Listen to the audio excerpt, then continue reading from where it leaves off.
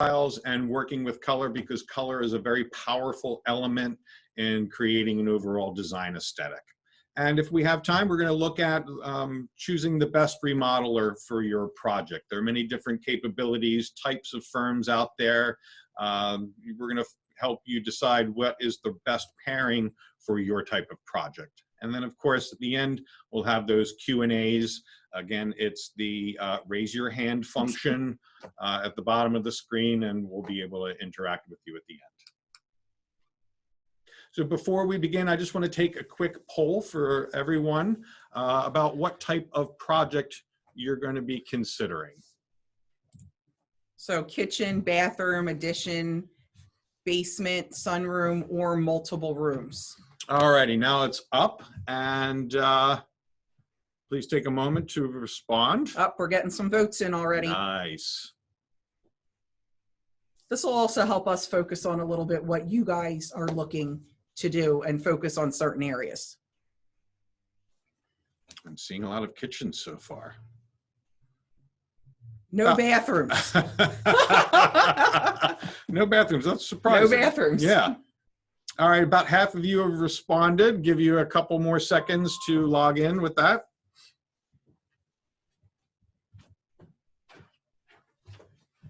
All righty. Now I'm going to share the results with you. So it looks about half of you are going to be doing some kitchen remodeling. We did get a bathroom in there. Ah, right at the last minute. Awesome. Good. So actually, bathroom, kitchen, additions, multiple rooms, with kitchen being the highest one. Cool. All righty.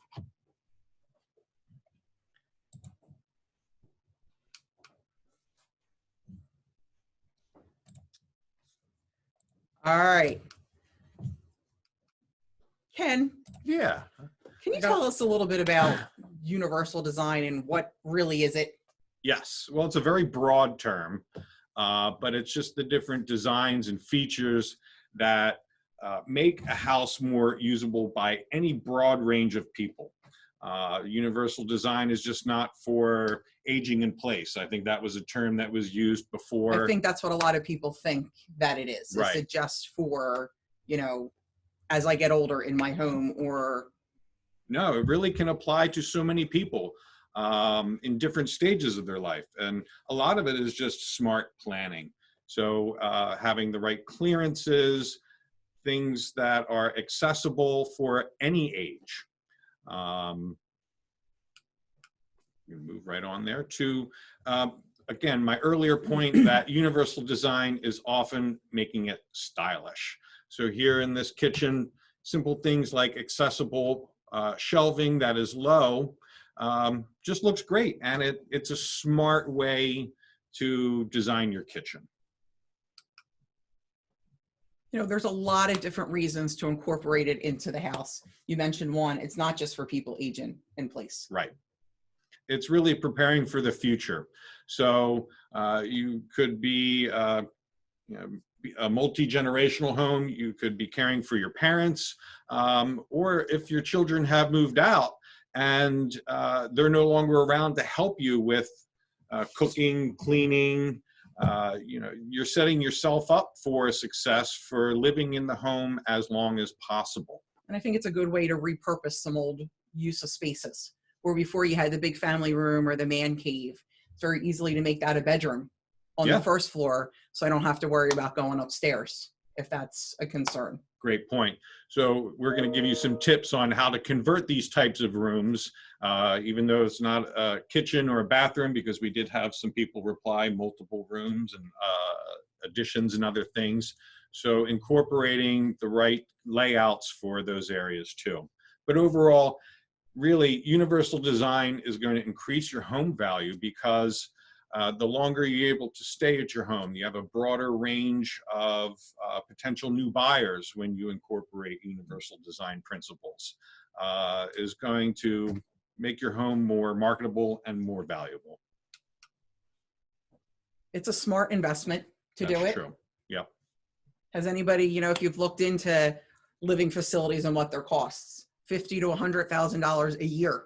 That's quite a lot, and that could really crush your savings in just a couple years' times. I mean, imagine that being in a long care facility for a couple of years. You might have nothing left. Right. So the longer you're able to stay in your home and enjoy it and be in that place where you've made a lifetime of memories, you want to stay there as long as possible. And that will help protect your overall savings in the end. So there's a lot of reasons to incorporate it into your, mobility restrictions. Right. How many times have people walk down a tight hallway and then you're trying to go through a tight doorway? It's hard to get into a bathtub as you get earlier. Kitchen wall cabinets are too high to reach. Yes. Towel bars that aren't at the right height or accessible. And of course, showers and bathtubs are hard to negotiate if you have, if you're in a wheelchair or you've broken your leg for that matter. I'm kind of klutzy. There have been different times where I've sprained an ankle and I'm thinking, how am I going to be in this shower for the next, 20 minutes and keep my, balance? I recently did a project with a customer. We did get rid of her soaking tub because they wanted a larger shower, Right. But hence her daughter had broken her leg. When they still had the tub, they couldn't fit her into a shower. She said, my daughter probably wishes she broke her leg now once the shower's done, because I could actually get in there and take a shower every day. Right. So we mentioned, function, but things can also look pretty. Here's an example of a bathroom that has 8, 9 different universal design principles in it, but they don't jump right out at you. And that's really, another important takeaway is integrating these types of features and components, and you don't even know that they're there. They look fantastic. I love to highlight this one right here. It's a grab bar, and it just wraps right around the shower valve, and you don't even know that it's there. But another important component in a shower area is to use a handheld on a slide bar. This allows you to change the heights very easily so that anybody using that shower is going to have the right height for them. And of course, just as being a handheld, you're going to be able to water yourself down much more conveniently. So one of the biggest things is planning for the future. Being prepared to age in place in your forever home. Easier to do it when you have the ability, the time, Right. And also the funds to do it. Remodeling earlier is definitely less costly than when you need to do it. Right. So many people call it says, I have to do it now. I need it done quickly. And they're not thinking about every step through the way. Yeah, they could have something that just pops up. And now you're behind the 8 ball, you've got to react. You're not going to have the time to plan properly, to really look at all of your choices. And when you're forced because of certain circumstances, that nobody benefits from that. So planning now is the best way to do that. And that's why we've entitled this for today and tomorrow. You want to think about today's needs, but really those future needs. And I think with the customers that we talk to, that it is a mixture of both. Yeah, people are thinking ahead, while other people are, I have to do this now, right, for a certain reason. So when to implement universal design. So we talked about that recent injury, or you're really anticipating a long-term disability, and then the other unforeseen circumstances. Those things that we don't like to think about, but those could immediately make us have to adapt our kitchens and baths or entrance ways, any part of the home. And again, that's why planning now, being one of those people who's thinking about universal design now, so that in the future, you're prepared. We're going to do a second poll question. Are you thinking of incorporating universal design into your project? So we're going to launch that poll. And again, we will submit the results to you. So it is live. You can start. Yes. Come on. Who's up? Here we go. All righty. Yeah, there's two questions there, so we'll give you a little bit extra time. So obviously you can see them. Are you thinking of incorporating universal design into your project? Most everybody listening to this is going to be a yes or a maybe. So. Mm-hmm. And when are you thinking of doing it? The great news is some are now, some are thinking of the future, Right. which is great. And a couple more seconds, we're going to share these results for you. All righty, I'm going to share the results for you. So good news, yes. It works. It works. People are looking to incorporate universal design. And again, because it really can apply to anyone in any situation. We want really that to be one of the important takeaways. And when are you thinking about adding universal design? Now, fantastic, because now is always the best time. Yep. Because we're talking about needs for today and tomorrow. And hopefully, if you've indicated that you're thinking about doing this project in the future, that means that you're looking on a short-term horizon to actually do the project. We really should be thinking now in terms of any project that you should be doing would have some elements of universal design. So we talked about, bathrooms, kitchens, but one of the most important is we always talk about curb appeal. Yes. And, again, functions first, but we also want something to be beautiful. So when we talk about the entrance to your house, so if we all sit back and think about how do we enter our house, what's the doorknob like? Is it easy to open? Whether it's for a function now or your hands are just full of stuff when you're coming in. Number signs. You drive down the street at night. How hard is it to find somebody's house at night with house signs? One of those small signs, or if it's not even lit well. Not even lit well. That's a big one. Big one. Not having the front of your home lit well. So not only they can see your home, but for your own safety in coming in, because when you think about walking up to the entranceway, the stairs that will get you up to your level area, and then look here at number 9. Having a door with a little bit of step up is harder to access if you sprain your leg or it's a tripping hazard. And there's some gorgeous doors out there. There They're heavy. I joke all the time, anybody that's been to the Cheesecake Factory and you try to open their doors, Yeah. They're heavy. Right. Imagine having a heavy door at your house to get into. So again, a door that you can push open easily. A doorbell. How many times now does somebody ring the doorbell and you're like, oh, who's there? You're up on the 2nd floor and you can't see out front. Well, now they have the Ring doorbells, the others that you can look at on your phone. Right. You can, with certain locks, you can have, you don't even need to open it. Key locks. You can tell Alexa to open your front door. Pretty cool, cool feature. Definitely. Not having handrails. Nothing to hold on to. Yeah, if you have steps, that could be dangerous. And again, we mentioned doorways that are so thin. Let's make these doorways a little bit wider. So here in this one is a entrance solution. We still have steps. We have more lighting, larger numbers. It's probably hard to see. Ken will put the little dot on it on number 3, between 3 and 9, the lever door handle. Yes. You can just push it open. We actually have one in the office, and the amount of bags we carry in and out of here, it's a great feature to have. The handrails for stability. And again, a little bit of greenery around there that again is blocking you from falling off the ledge, but it also offers some appeal to it. Something that I really like is number 8 here is having a landing space right by your door so that you can have a convenient place to set things down as you're negotiating through a doorway.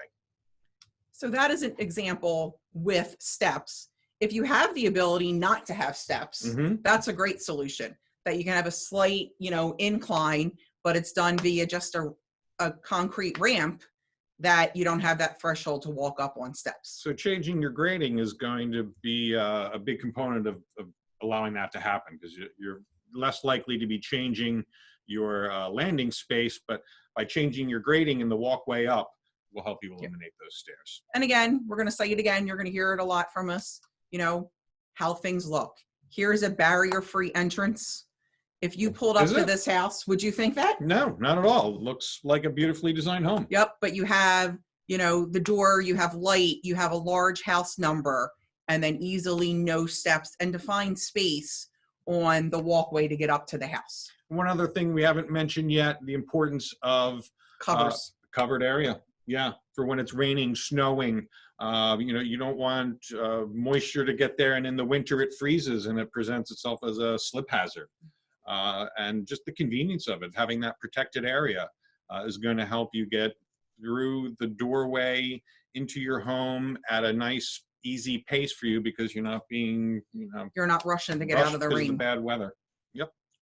You know, another thing that we see a lot of is ramps, and they can be done different ways. You can do a modular ramp that is more temporary. Mm-hmm. You know, you broke your leg and you can't get up the steps, so you do a temporary metal ramp.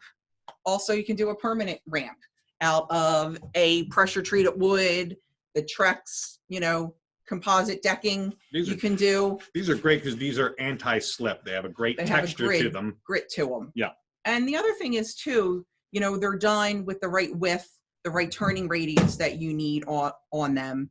I actually had a project that we did in Woodbury that the client actually had a need for a permanent ramp in their house, but he really didn't want to change the look of the house from the outside. Sure. We did it in the garage. Oh, that's clever. So we have the handicap ramp in the garage that from the outside of the house, you do not know it's there. He really wanted to keep his curb appeal for the outside, you know, of the house. So there's a lot of different options with those, and we always find out what the best need for you is. We mentioned, you know, easy to operate doorknobs. Here's a quick little video on how they can be pushed, pulled, or turned.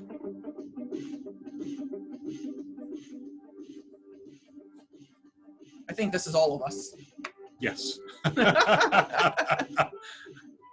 You just push that knob in. And it still works in the traditional way. Rotate, but you can also pull it from the inside.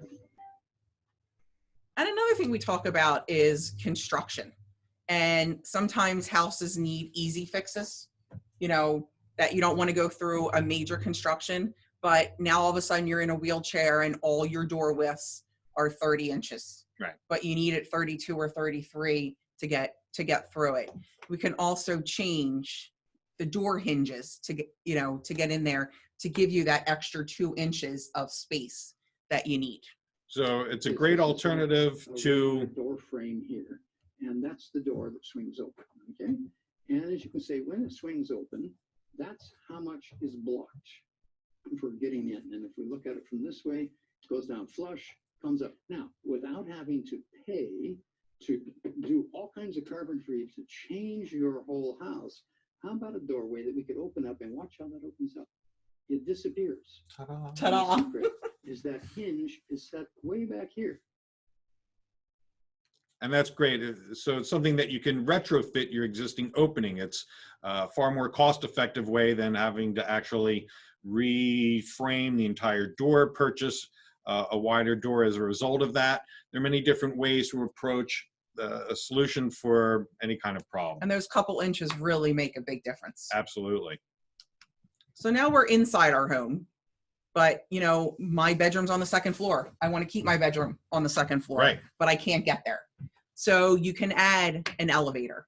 There's a lot of options out there to add an interior elevator. Yep. And also many of us have seen the stair lifts that go up and down the stairs. So 2 great options if you are in a 2-level home and you want to keep your space upstairs. So I'm not sure if it's easy to see in this little graphic, but this is a whole platform so that a wheelchair can be taken up the stairs. It's not just one of those models but that has the chair on the side of the wall that you have to transfer from one seat to another.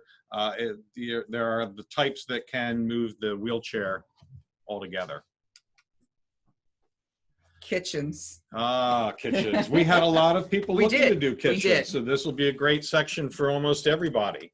But this graphic here, there's so much information in it.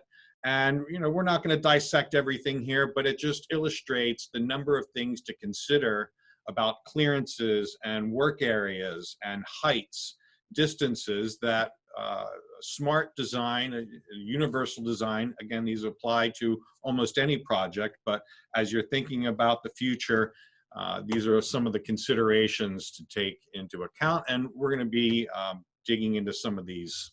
And when you're doing a project, there are standards to follow. That's true. You know, to make sure that whomever your designer is or planning the space, that there are standards to follow. It's not just a guess on a number that we think it should be this amount.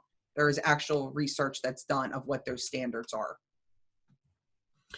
So looking at this graphic here, we can see that there are many different kinds of kitchen barriers, whether it's the right height for a countertop, a peninsula, the accessibility of upper cabinets, the ability to have access to a sink if you're in a wheelchair, how your appliances are positioned, their hinging affects accessibility. A freezer up at the top is not the right appliance for most people because you'll not be able to access those things. The microwaves are always in a weird location. Oh, yeah. So here is another example of a beautiful space that has many different universal design components to it, but they don't jump out at you. They're integrated beautifully into the design. I love the higher dishwasher. I know, that's great. and with something like this, it's nice to have the pad on it, accessible on the front.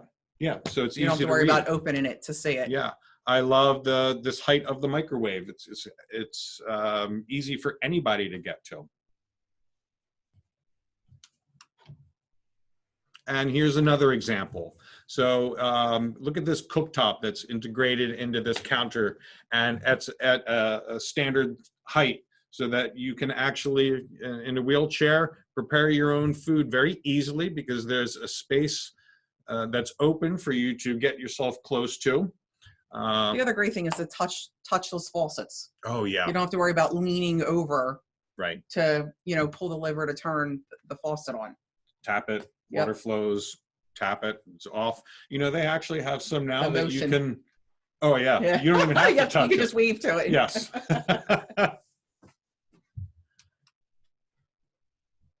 All right, some more beautifully designed solutions. And here's something that's great for everybody, because as we're designing kitchens now, we're taking the cabinets more to the ceiling, and you're going to have those upper shelves.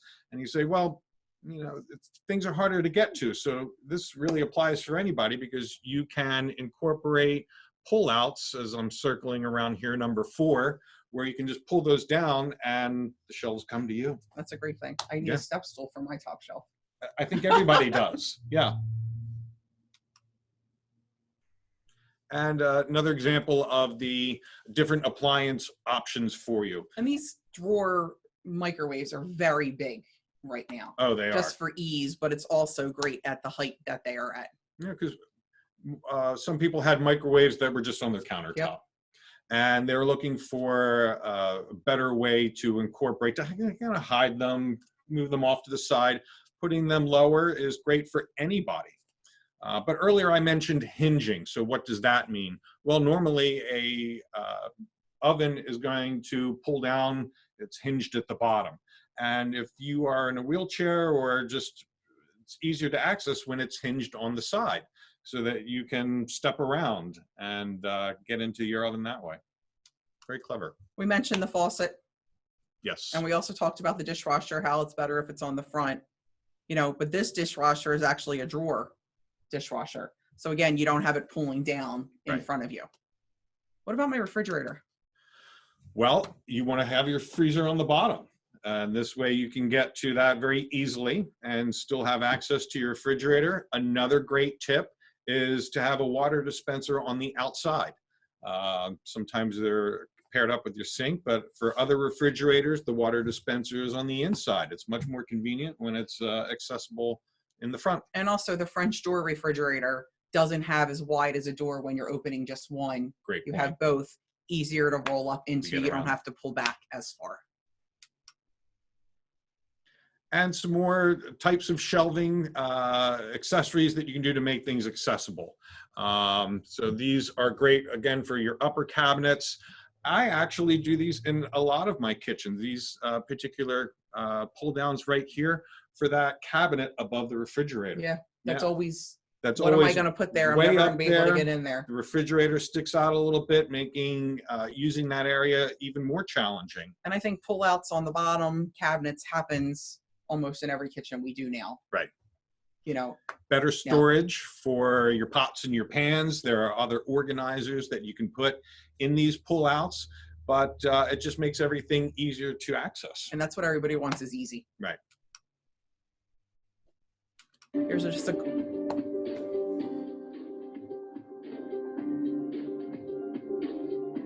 That is so cool.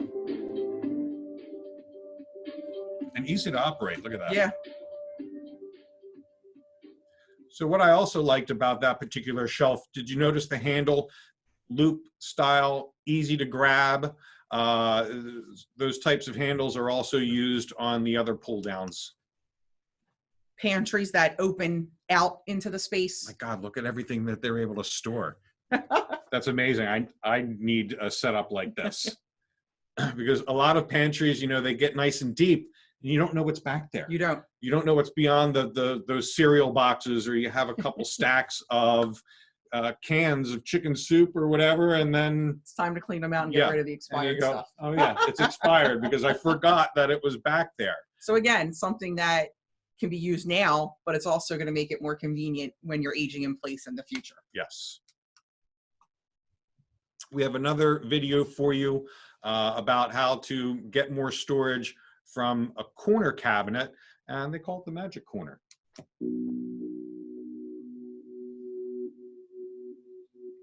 That front section will pull out, and as you turn it to the side,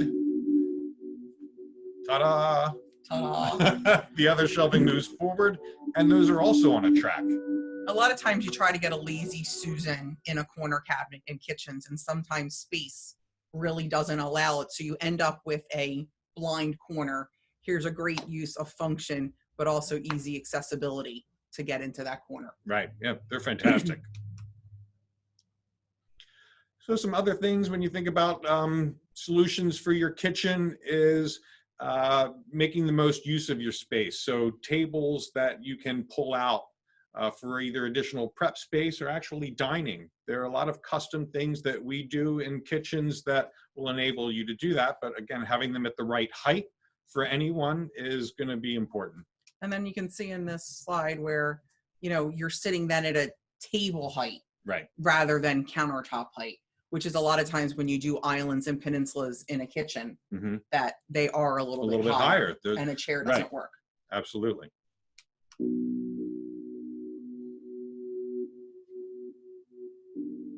And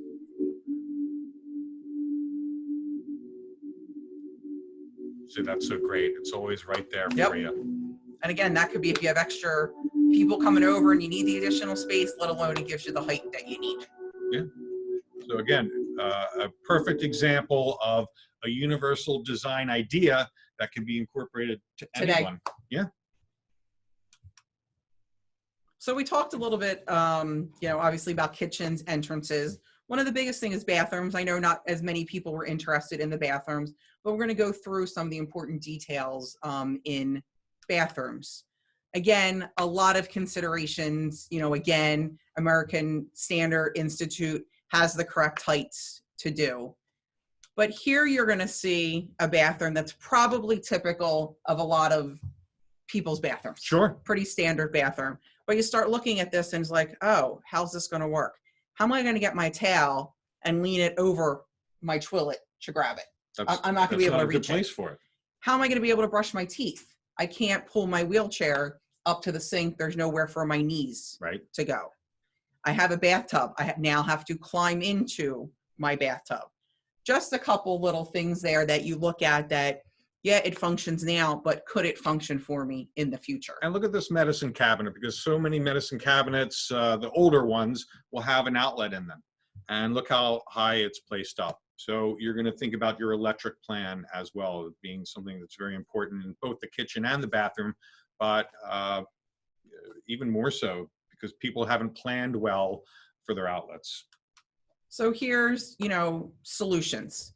Do a barrier-free shower where you don't have a threshold to get into the shower, where you could roll a wheelchair right into that. Sure. I recently just did a bathroom for somebody, and she wanted both of her bathroom, the showers, to be curbless.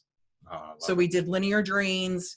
Now, they're not in a wheelchair. They don't even think they're ever going to need it. One, they like the look, but she wanted to plan ahead. Sure. If we were going to have to do that, could we? In this case, we had to raise the floor up slightly and cut the floor joists. Mm-hmm. So a little bit more construction goes into it. But again, it's planning for the future now. So you're saying when you have an open shower like that, you need to make sure that the floor and the tile are all pitched. Yep, you need the pitch so the water still drains out, which a lot of people don't think about. Right. You can't just cut the floor joist. You have to keep the stability of the home also. Yes. So there's a little bit more thought behind it. And there are ways to do it not to raise the floor. Mm-hmm. You can, cut the joist down, double them up, and make that function as well too. So sounds like somebody with a lot of experience and know-how should really be doing something like that. Yes. Yeah. Yeah, you just don't want the guy in the truck pulling up and cutting your floor joist out. Not if you want to keep that floor on the same floor it started out on. And you can see the vanities are open underneath. So again, very easily to pull, in underneath, brush your teeth, and be able to use the sink functionally. And again, look at the varied heights, standard and universal access, different heights. So will come into play. Again, here is a bathroom that we look at and we're like, oh, that's gorgeous. Mm-hmm. At first you're not even thinking that there's anything different in it. But again, we have the open vanity and we have the curbless entry to the shower. Here's an example where you can see the mirrors are longer. Again, down to the countertops. You're not worried about looking up. You can pull your wheelchair in. And it's hard to see, but under the large double door pantry is a bigger kick space than the typical 4 inches. So again, you have more space for your feet. Very smart. And just like in the kitchen, the best faucets to have are the single handle ones. So you don't have to have a left and a right to mix your temperature. That one handle that's going to make it more convenient for you. Again, here's another example. This one has the bathtub where, you can do a pre-made roll-in, walk-in, not roll-in, walk-in jetted tub. Look at the bench here. Benches, everybody wants benches in their showers. So a lot of our calls are to get rid of that giant tub that's in the corner that nobody uses for years and years. And they say, I want a larger shower. And that's great. That's going to add more value to your home because that's what today's buyers are looking for.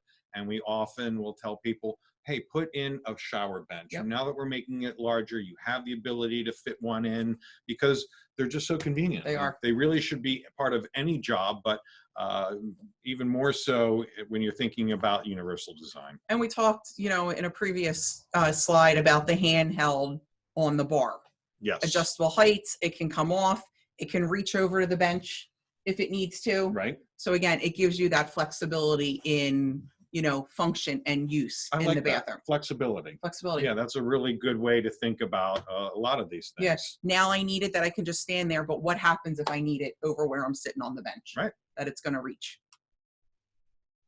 Oh, we see a hand up. Ken, Yes. I do have a question from somebody in the audience named Lynn. Awesome. Hi, Lynn. She was just wondering about a bathtub that maybe not full height, but something that's a little smaller, just so you can get kids in that maybe it's not as hard to climb over. Sure. So a traditional bathtub, whether it's acrylic or stainless steel, are available in different heights from their elevation off of the floor. And of course, that will relate to then their the depth on the inside. So some of the more shallow ones that I know existed around 18 inches. I was gonna say, I actually just did one for somebody that was 14 inches. Wow. Yeah. Awesome. So yeah, that will make it much easier pulling, taking kids into the tub and washing them, drying them off. Yeah, all in that place. And then there's also something, we call it Tub Easy, is where you have an existing tub and we do a little cutout it's easy to walk into. It lowers that threshold to get in, but you can still use it for children. Right. Up, a hand. Another hand. We got another question. This one is from Anonymous. Okay. Anonymous wants to know how they protect their floor from water issues with an open shower from water spilling out. So we use a product called Schluter.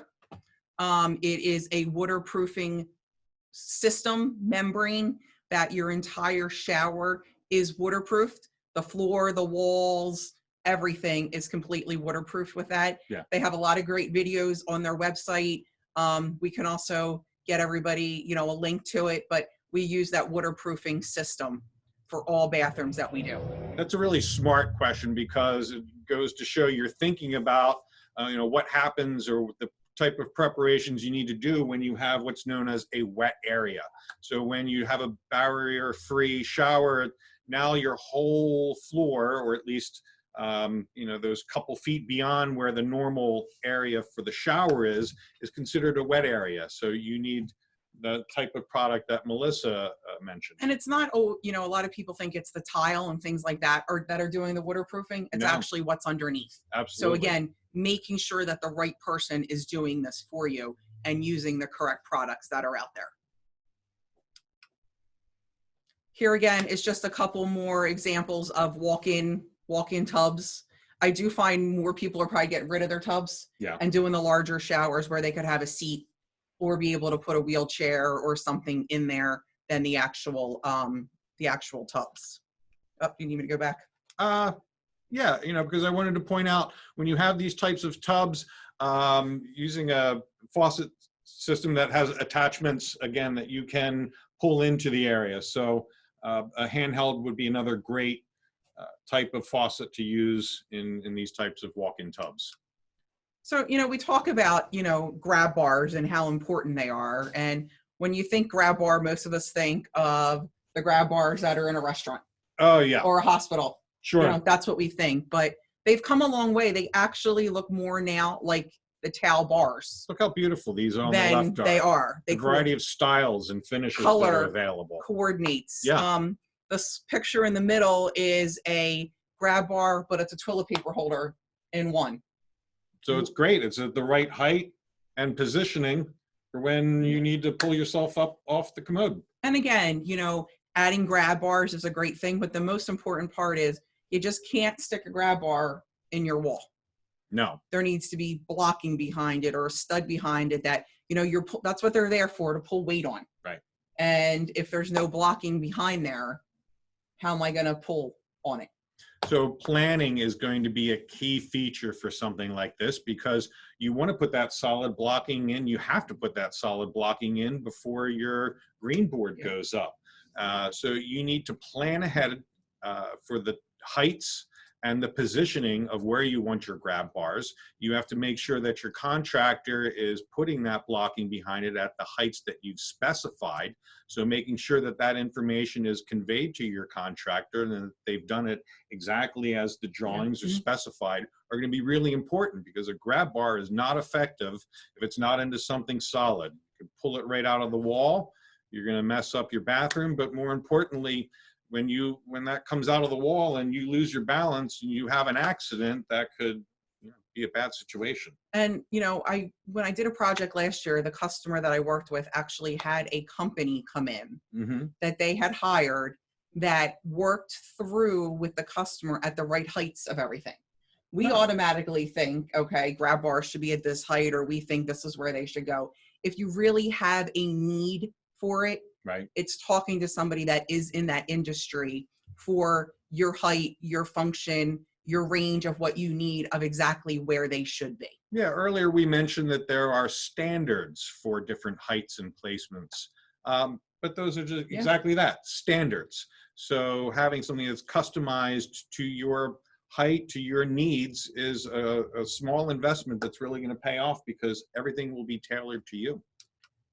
Here's an example. We talked about, linear drains. So this is a drain that would go in your shower, which could be covered with tile, or it could be the stainless grate, which allows us to get the slope using larger tile or whatever to get the slope for those floor systems. Here's total access bathrooms. We call them, complete wet areas, that the whole space, could get wet as needed. Yes.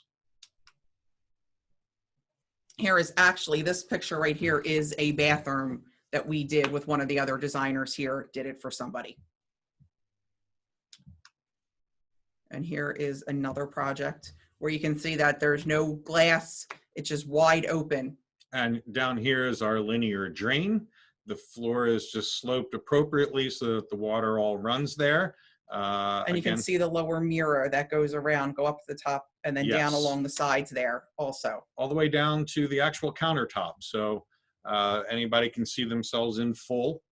And again, the importance of using the slide bar that allows you to adjust the height for your handheld shower. And sometimes it's multiple handhelds depending on the space. Right. Here's again a roll-in, shower. This is a beautiful project. That was another Cipriani one, Yep. just in case. The last couple ones Yeah. are actual jobs that we have completed. Alrighty, so we covered some great kitchen and bath ideas. And so now when you're doing these types of projects, we want to make sure that they're looking great. So we're going to cover some basics in design style. We're going to talk through this a little bit quicker, Yes. just based on time, and we want to make sure at the end that we do get your questions asked. So again, I think like what we said from the beginning, style is what comes first. Sure. Or function, but you want it to look pretty. So style is top of mind when doing this. So making an idea board with things that you like. Yeah, so that you can see the different elements come together. You can see the relationship of color. You can skip over to the next. Using Pinterest, Howls will let you see how everything's going to come together. We're going to get into your mind a little bit of exactly what you're thinking. Right. Styles. Yeah, classic design, lots of interesting detail, especially in a kitchen, different moldings that are built up, traditional types of elements. Clean, but with warm accents in there. Craftsman is something that really appeals to me. I love the way that all of the materials show off the joinery, the natural woods, has a very simple, clean line aesthetic, very appealing. This one everybody knows. You see it everywhere. What's that? Is that a farmhouse sink? The apron front? Just flip on HGTV. You'll see projects like this. Absolutely. And this is probably one of the most popular. Right. It's the transitional. Could have a little bit of a lot of different aspects in it. So people rarely fall into one type of design category. You're going to have different things that appeal to you from each of the design styles. So Craftsman for myself can be brought into a transitional space. Transitional, I think, is great because it's very Broad. Very broad. Yeah, perfect word. And it just feels very contemporary. It's the style that you're going to see in most magazines and on Pinterest and things like that. And another thing you're really seeing now is color. Yes. And how to bring color into space. And we talk a lot about people is how do we keep it classic? Mm-hmm. Navy is an absolute classic. Classic. Yeah. How do we keep it classic? How do we keep the longevity of it? Every paint manufacturer has their color of the year. Yes. Sherwin-Williams is naval, which it's gorgeous. You see it everywhere. But there are ways to bring in other colors. Sure. Using complementary hues or hues that are along this same portion of the color wheel are great. Bringing in pops of color. Mm-hmm.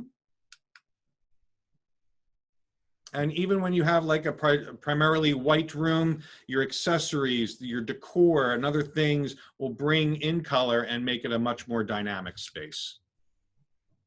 But, you know, white and gray are still the most popular. That's one of the reasons why I like navy so much, is because with a neutral color scheme like whites, grays, and black, bringing in navy is just a natural. And it fourth is a component. neutral color. Yeah, it truly is. So, you know, we went over so many things today. Yes. But one thing that remodeling will do is improve your lifestyle. Absolutely. You know, the beauty, easier maintenance, functionality, better layout, and then of course it fixes problems. We always ask people what they don't like about their space, because we don't want to do the same thing again. Yes. Remodeling will help with your energy efficiency, because in a lot of these projects we're doing new doors and windows, and our area is a 4 seasons, so you have to think about cold and hot situations. It'll give you a great return on your investment. You know, we talk a lot about it does increase the value of your home. You will get a percentage of it back at resale. A good percent. But, you know, we tell people, think of you. Don't think of resale. You know, think of what it's going to do for you. And with anything, kitchen and baths are the biggest investments, you know, that people are going to get the return on. Absolutely. So your home is your largest asset, and you know, people will spend more money than they initially thought they would. So by planning, taking your time, and doing your research, you're going to make smarter decisions along the way, and that's going to give you a better return on those types of investments.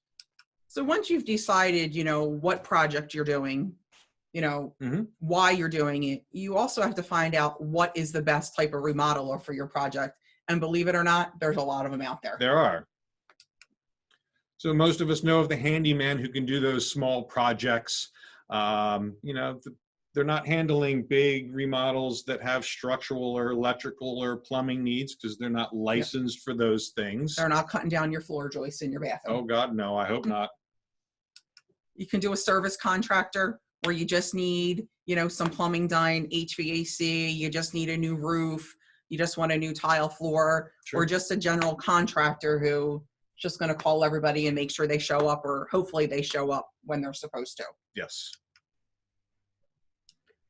Specialty contractor, you know, they'll do your bathroom, they'll pull it out, they'll put exactly back in what's there. Right. They don't need any design. They're not really getting into additions and changing anything structural. Yeah. And then there's a design build firm, and that means they excel at both the design and planning, as well as they build those projects. So you're going to get the assurance of that seamless transition, that everything that you've specified is going to be built. They're usually a much better craftsman. They're going to help you with your room layout and the specification of your materials, so that it does come together in a beautiful way. A design build firm is also going to help you with taking care of all of the permits and the inspections that go along the way, because otherwise you're going to be asked to be home on a Wednesday afternoon because the inspector's from 3 to 8, and 3 to 8, they're worse than the cable company. Yep. So, you know, we talk a lot about why design build. You know, you're going to get the custom design, you're going to get an accurate estimate. The biggest thing is, you know, people can walk in your house and say, oh, this is going to cost X, Y, and Z. How do they know? No. A designer doesn't know. All the designer's doing is helping you pick things out. They don't know what it costs to install it. Sure. Same thing is with an installer. They don't know what it costs to buy the products that you're looking for. And they're also going to work through with you, you know, of what's most important to do, and build it, you know, to work for you within your investment range that you want to put into the project. Because when you're planning along the way, you might say, well, I'd kind of like to move this toilet. I think it would really help for a couple of reasons. And so with a design build firm, we have the knowledge and experience that the types of changes that you're going to be possibly making will have certain construction costs and consequences of that. So along the way, we're able to guide you through the different options with, you know, current pricing changes that could be a result of that. To see if it's worth it, or is it not worth it. You may decide moving that toilet 2 feet isn't worth the cost of it. So we're going to work through those scenarios with you. Great example. So that ends our presentation for today. We're going to get to your Q&A in just a minute. But we also thank you for sticking around, because I Thank you. mentioned there's a survey. And if you fill out the survey that's going to be emailed to you, you're going to receive a gift in the mail, and it'll be some neat things. Coffee mug, I know, is one of those things. I'm a big coffee guy, so I always love an extra mug. And, you know, one thing is, we know with all the changes that are going on right now, is hence why we're doing this video, and we don't have an audience full of people. The other thing that we are implementing is video appointments, where we can easily do a one-on-one with you in your house. You know, if you're looking In to your house on video. In your house on video. You know, if you're looking to do a remodel and you want to talk about the process, you know, sooner, we are doing video appointments. Yeah. And we've done a couple, and they work out great. It's working. Yes. It's kind of exciting for us, because it's different. We're like, the homeowners have been really excited about it, because they'll use you can use your cell phone, and you kind of give us a tour because the camera's on, and it's just a different way to interact. But the ultimate in social distancing. Yes. While you're talking about that, we just got a question in from someone who said, well, how would the video appointments work? Fantastic question. Well, it's an easy way to interface with us.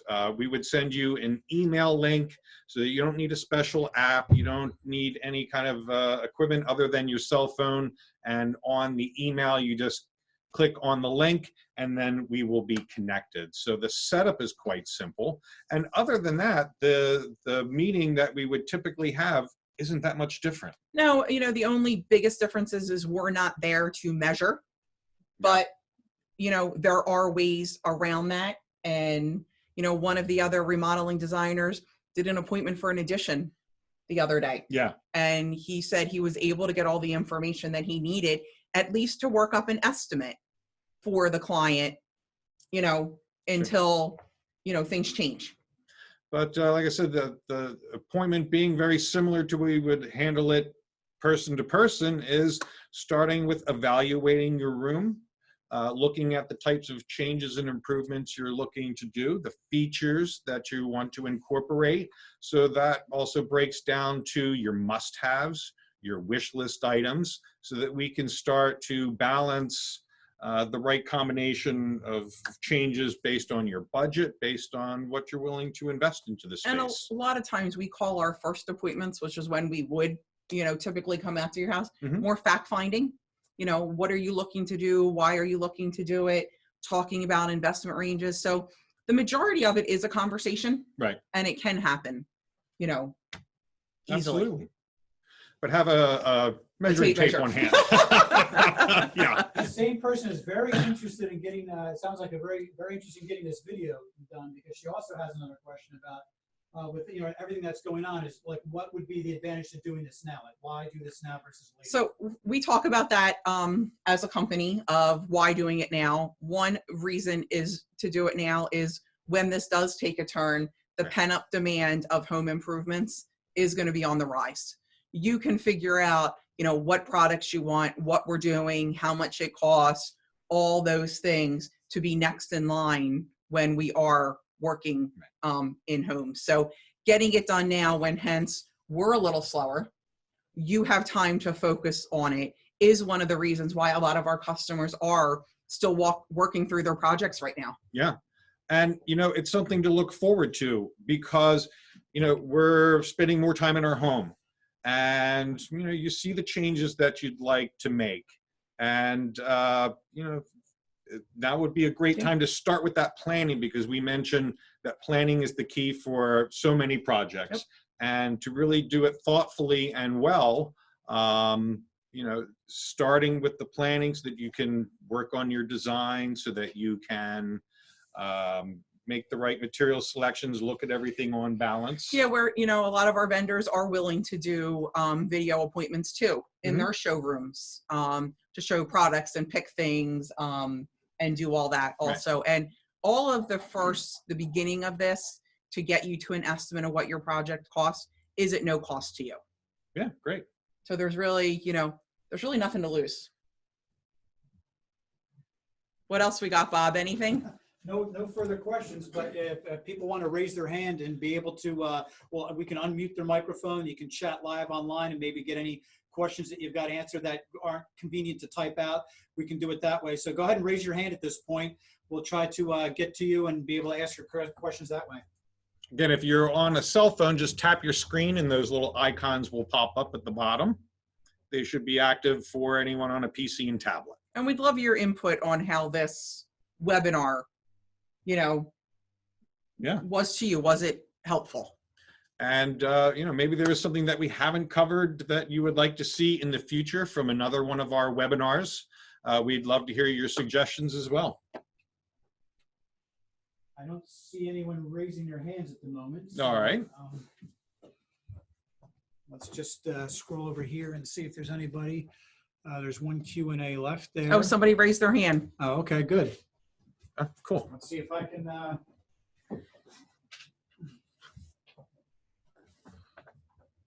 I think it said Diane. There we go. Yes.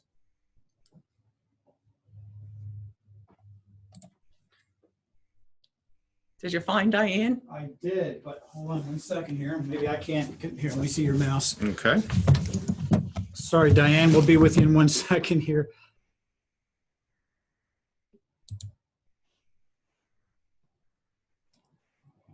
Like I said, this is new for us, so we're working through some of the, there we go. Okay, Diane? You have to unmute your microphone, Diane, and you'll be able to talk to us.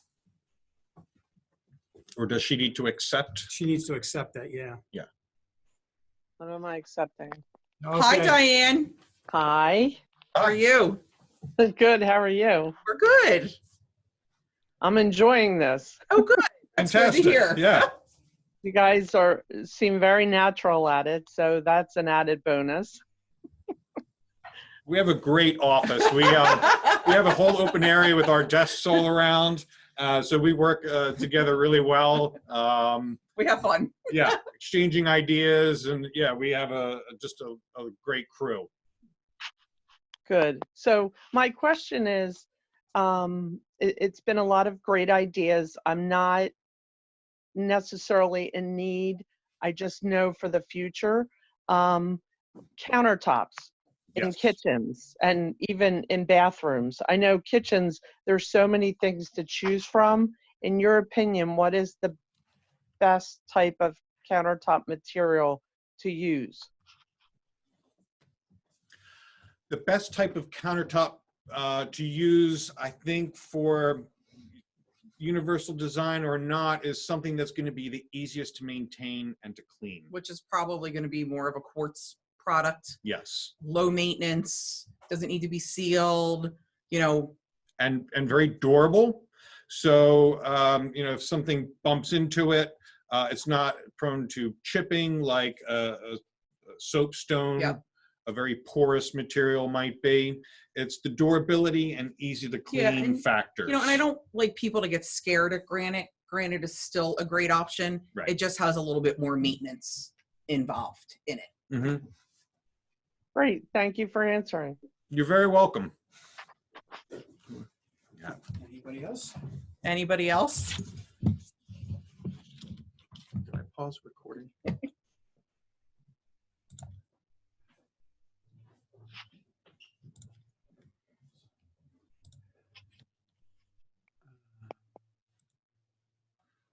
Any other questions from some of our viewers?